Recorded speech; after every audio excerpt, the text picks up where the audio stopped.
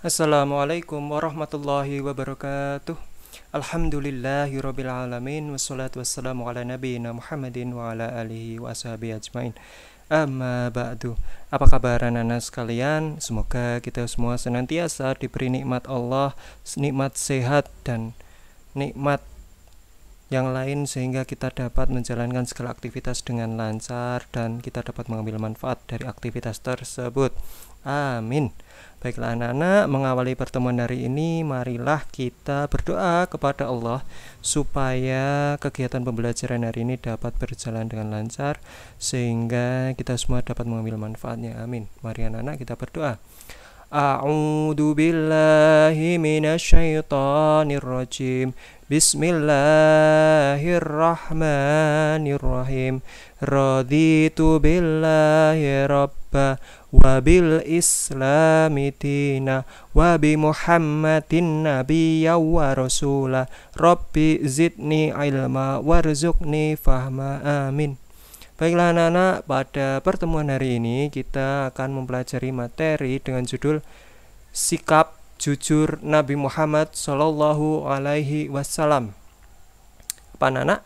Sikap jujur Nabi Muhammad Sallallahu Alaihi Wasallam. Adapun tujuan pembelajaran pada pertemuan hari ini adalah sebagai berikut. Setelah pembelajaran selesai, anak-anak diharapkan mampu 1. Menyebutkan kisah terpuji dari kisah teladan Nabi Muhammad SAW. Maksudnya menyebutkan sifat terpuji dari kisah teladan Nabi Muhammad SAW. Kemudian menjelaskan pengertian sikap jujur. Sikap jujur itu apa? Itu adalah maksud dari pengertian sikap jujur. Yang ketiga, menyebutkan manfaat dari sikap jujur. Keuntungan bersikap jujur itu apa saja? Seperti itu. Kemudian nomor 4, meneladani sikap jujur Nabi Muhammad SAW.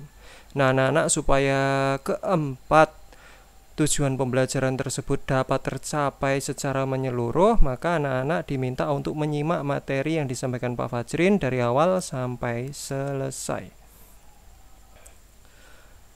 Yang pertama, kita akan mengkaji sikap jujur Nabi Muhammad SAW.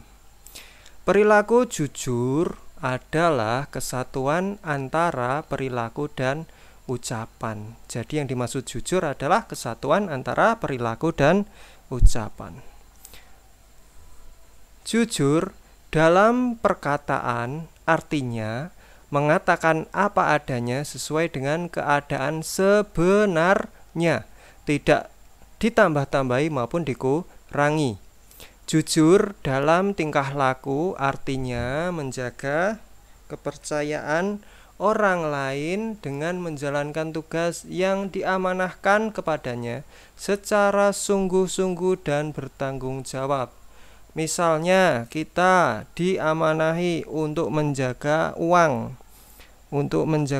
atau untuk menyimpan uang pembayaran LKS, maka kita harus menjaganya dengan sungguh-sungguh. Uangnya tidak boleh kita pakai untuk jajan. Nah, itu artinya kita amanah. Itu adalah salah satu sifat jujur. Nabi Muhammad diutus untuk memperbaiki akhlak manusia. Oleh karena itu, beliau dikenal sebagai uswatun hasanah, yang artinya teladan yang terpuji. Uswatun hasanah artinya apa anak-anak? Teladan yang terpuji. Nabi Muhammad merupakan sosok yang jujur dalam segala hal. Beliau sejak kecil dikenal sebagai orang yang jujur. Atas kejujurannya itu Nabi Muhammad mendapat gelar Al-Amin, yang artinya dapat dipercaya. Kisah kejujuran Nabi Muhammad yang paling terkenal adalah kisah kejujurannya dalam berdagang. Ketika berusia 13 tahun, Nabi Muhammad diamanahi oleh Khadijah untuk menjual barang dagangannya.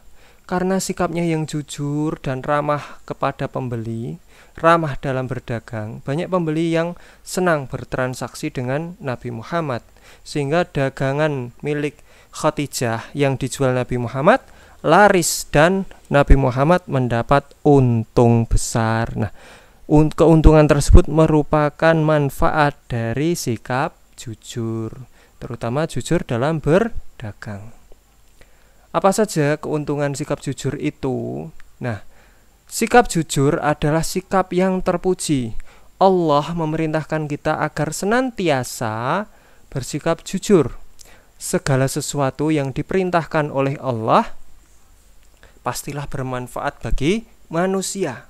Adapun manfaat dari perilaku jujur antara lain sebagai berikut.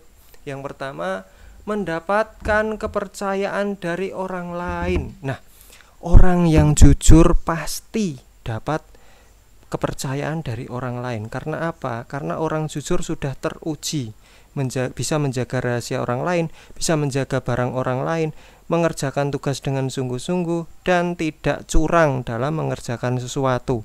Oleh karena itu, orang jujur pasti mendapat kepercayaan dari orang lain. Yang kedua apa, anak-anak? Disayangi teman. Itu sudah pasti. Jadi ketika anak-anak sekalian berlaku jujur, maka anak-anak akan mendapatkan banyak teman. Orang yang jujur pasti akan mendapatkan banyak teman, pasti disayangi teman. Kenapa? Karena teman-teman merasa nyaman berada dekat dengan orang jujur. Beda apabila memiliki teman seorang penipu. Orang yang memiliki teman seorang penipu itu bawaannya takut. Jadi orang yang suka berbohong, menipu itu tidak akan memiliki teman. Oleh karena itu kita harus jujur supaya disayangi teman. Yang ketiga, mendapat kemudahan dalam segala urusan. Orang yang jujur pasti mendapatkan kemudahan dari Allah dalam segala urusan. Segala urusannya pasti dimudahkan. Kalau tidak percaya, nanti anak-anak silahkan coba. Anak-anak setiap melaksanakan segala sesuatu dilandasi dengan kejujuran. Misalnya mengerjakan LKS, mengerjakan tugas dengan sungguh-sungguh dan tidak mencontek temannya. Pasti nilai yang didapatkan menjadi bagus. Dan kemudian apa yang dipelajari anak-anak akan mudah diingat-ingat, tidak mudah lupa. Kenapa? Karena anak-anak bersikap jujur. Apabila anak-anak bersikap dusta, bersikap curang, terutama dalam mengerjakan ulangan, maka anak-anak cuma mendapatkan nilai bagus, tapi materi ulangan yang dikerjakan anak-anak tidak membekas, pelajarannya hilang, anak-anak lupa apa yang telah dipelajari. Karena apa? Karena Allah tidak ridho. Oleh karena itu kita harus jujur supaya mendapatkan kemudahan dalam segala urusan. Yang keempat, dicintai Allah, sudah pasti. Karena apa? Agama Islam itu mengajarkan sifat jujur. Orang beriman wajib jujur. Kata Nabi Muhammad, orang yang tidak jujur bukan golongan dari orang yang beriman. Orang beriman pasti jujur, orang beriman dapat dipercaya. Sedangkan orang yang berdusta adalah orang yang munafik. Orang yang berdusta sejatinya berdusta kepada diri sendiri dan berdusta kepada orang lain. Nah, orang yang suka berdusta itu dibenci oleh Allah Subhanahu wa ta'ala. Sebaliknya, orang yang jujur dicintai Allah Subhanahu wa ta'ala. Nah, supaya kita mendapat cinta dari Allah, maka kita harus bersikap jujur. Kesimpulan, semua perilaku Nabi Muhammad merupakan akhlak yang terpuji. Oleh karena itu, beliau disebut sebagai uswatun hasanah atau teladan yang baik. Seluruh perilaku Nabi Muhammad sangat layak kita teladani. Salah satu perilaku Nabi Muhammad yang wajib kita teladani adalah perilaku jujur. Kita dapat meneladani kejujuran Nabi Muhammad dalam kehidupan sehari-hari, seperti mengembalikan penggaris yang kita pinjam kepada teman kita. Kemudian melaksanakan piket dengan baik, artinya bila anak-anak mendapatkan jadwal piket, maka anak-anak harus datang pagi. Kemudian melaksanakan piket dengan tuntas. Kalau jatah nyapu ya membersihkan kelas sampai bersih, tidak ada sampah yang tersisa. Kalau menghapus papan tulis ya dihapus tulisannya sampai bersih.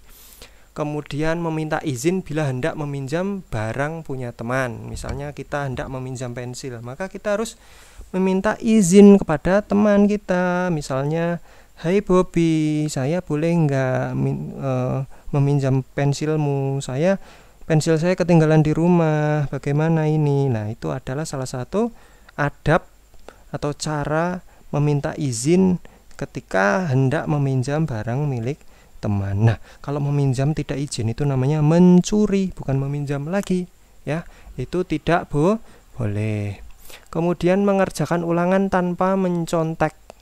Jadi ketika kita mengerjakan ulangan hendaknya dikerjakan sendiri, percaya diri, yakin dengan jawaban sendiri, tidak perlu mencontek orang lain. Karena apa? Mencontek termasuk perbuatan curang, perbuatan tidak jujur. Nanti nilainya tidak berkah. Kita apabila kita terbiasa mencontek, nanti kita jadi bodoh. Oleh karena itu kita harus jujur dalam mengerjakan ulangan. Dan masih banyak contoh yang lain. Nah, anak-anak, itulah pelajaran tentang sikap jujur Nabi Muhammad yang kita pelajari hari ini. Semoga anak-anak sekalian bisa menerapkan sikap jujur dalam kehidupan sehari-hari. Dan mohon maaf apabila penjelasan Pak Fajrin mungkin ada beberapa kata atau mungkin sebagian besar kata yang susah dipahami oleh anak-anak. Pak Fajrin mohon maaf yang sebesar-besarnya. Untuk selanjutnya, untuk mengakhiri pertemuan hari ini, marilah kita berdoa kepada Allah supaya pembelajaran hari ini bisa bermanfaat bagi kita dengan menggunakan doa kafaratul majelis. Bismillahirrahmanirrahim. Subhanakallahumma wa bihamdika asyhadu an la ilaha illa anta astaghfiruka wa atubu ilaik. Assalamualaikum warahmatullahi wabarakatuh.